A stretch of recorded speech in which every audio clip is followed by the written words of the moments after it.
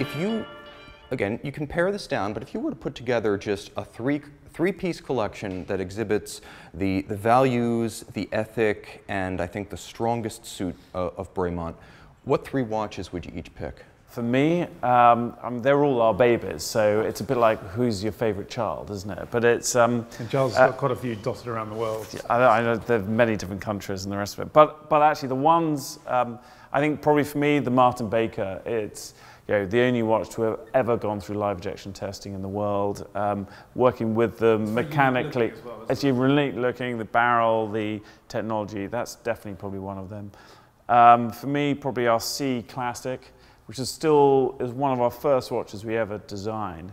And today it just looks as good as it did then, 10 years ago. And it's still one of our best sellers. That's probably up there. And then I think I'd add one of our limited edition watches. And every year or two we come out with interesting limited editions, which are amazingly draining for Nick and I to work on because it takes so much time and effort. But some very strong charitable causes based in it, and they become good collector's items, and I'd probably have one of those in the collection.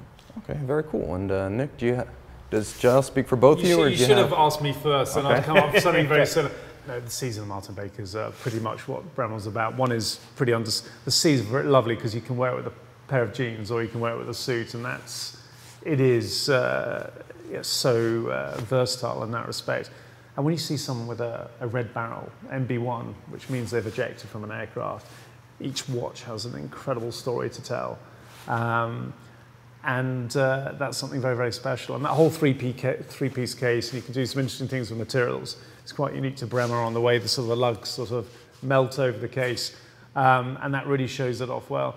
But these limited editions, I mean, you're doing, integrating pieces of the Wright Flyer from 1903 that we're just about to head down through the Carolinas, and to know that in 1903 this material was on that beach in Kitty Hawk.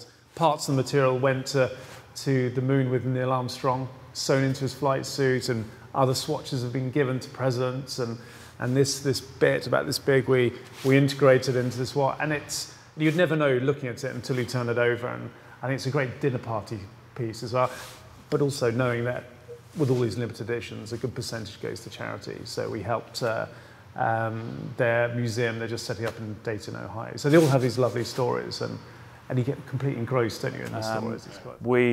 If someone goes and buys one of them second-hand, they enter into the fold, and and they take on a life of their own, and we go around, and Dan Freakin, who is in Houston, he owns Fragile but Agile, the Mustang that we built this limited edition P51 watch out of, and we'll revisit that whole period again. And Bletchley Park, we still stay in contact with these people, so it's it's definitely part of what Bremont is about. What's quite nice for a brand, which is, I guess, celebrating our 10th year this year in terms of selling watches. We started 5 years before that, so we told our wives, which was a bit of a blunder, it would take us a year and a half to make our first watch, and then 5 years later we're sort of sheepishly going off trying to finish it off. But in terms of early limited editions, some are going for three times the value they were when they were born. So they become sort of investment pieces in their right, which is really nice for a young-ish brand.